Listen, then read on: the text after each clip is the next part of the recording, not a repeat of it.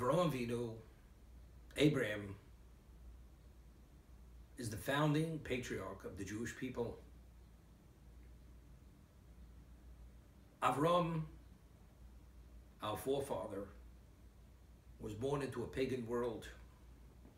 There's a question in the Talmud: at what age did you recognize God? Was he 3 years old when he recognized God? Or was he 52 years old when he recognized God? It's a question.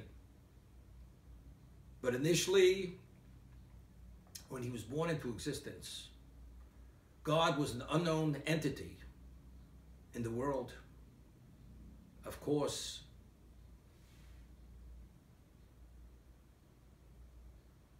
after the great flood, the world was destroyed.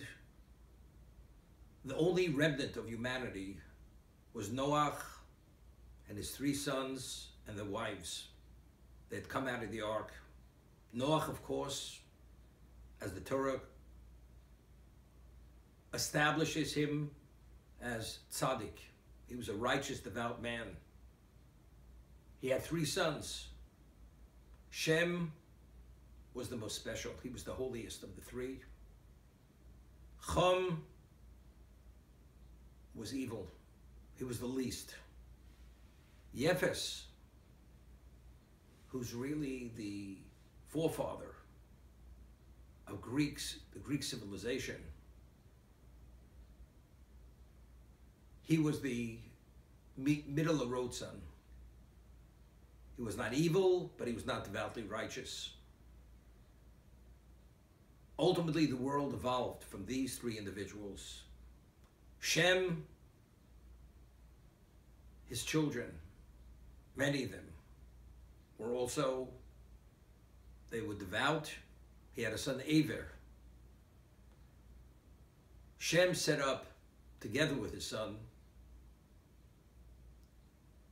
an institution which is known as a yeshiva, to study theology, to disseminate and fully appreciate the 7 Noahide laws, all their applications, all their nuances, all their subcategories.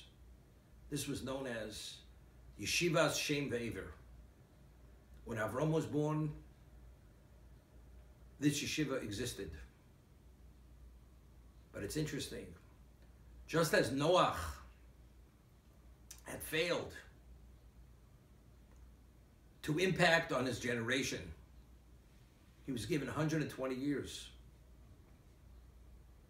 to make a difference, to try to bring the generation back to monotheism and behave in a more responsible way, rather than depraved, incest, adultery, murder,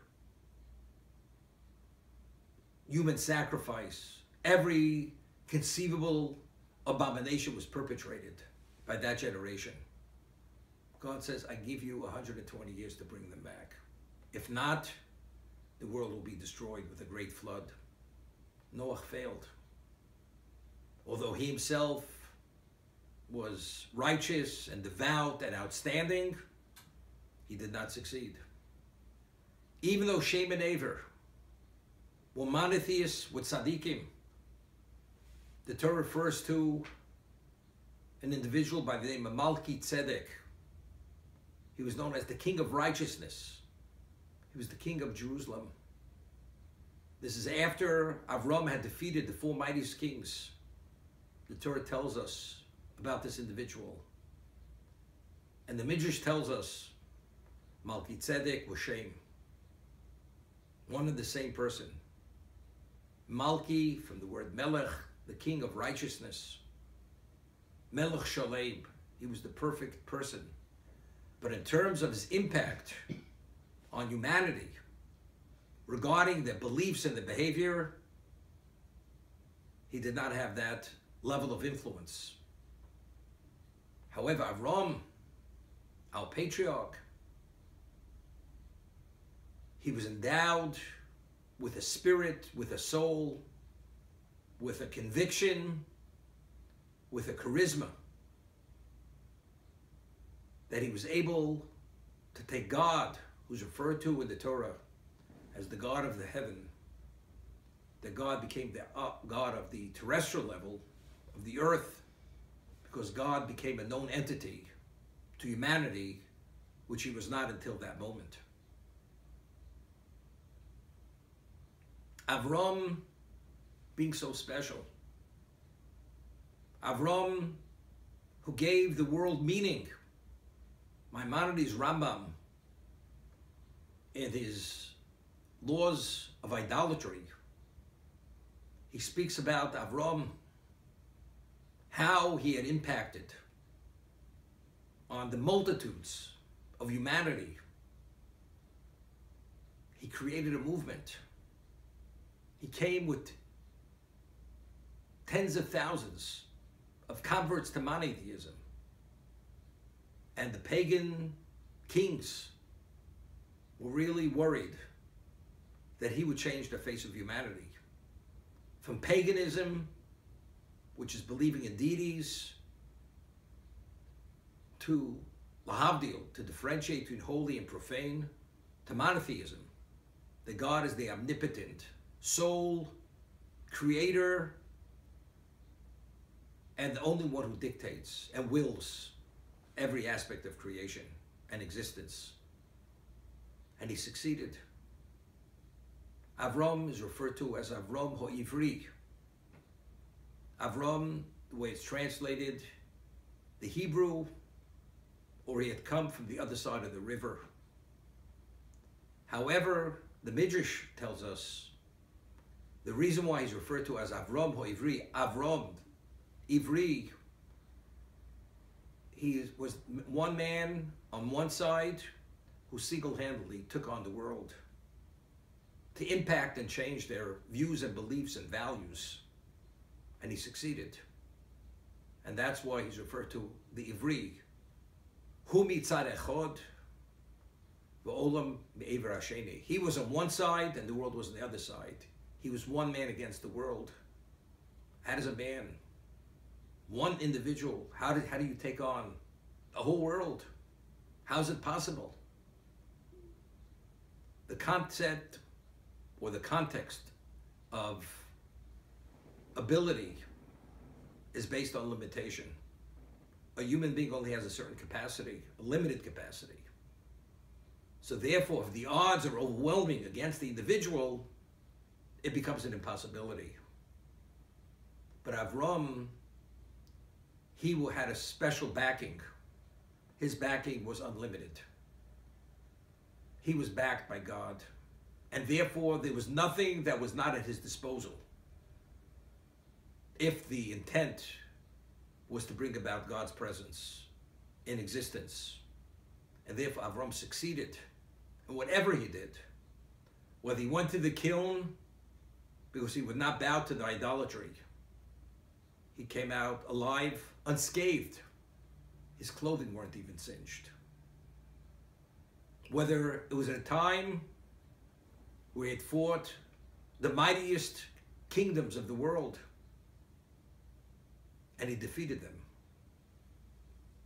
Initially, there was a world war. There were 4 kings against 5 kings. The 4 had defeated the 5.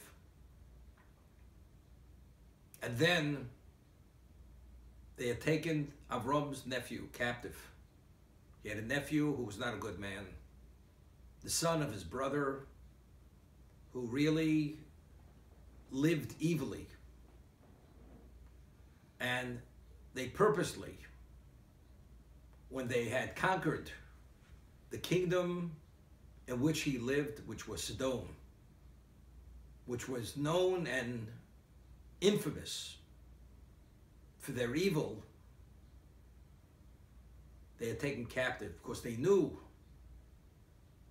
that Avraham would not leave a stone unturned to save his nephew. It was only to bait him. But of course, according to their understanding, if these are the 4 mightiest kings, how could one individual survive the onslaught of the 4 against 1 individual. But again, they saw him as a fanatic, as an extremist, as an irrational person. But they didn't really fully appreciate or begin to understand the essence of Avraham. Avraham was a man of God. He was God's representative in existence, and he was the future of humanity. He was going to reintroduce and began introducing monotheism in its correct context to existence, and he was the victor, and he won the battle.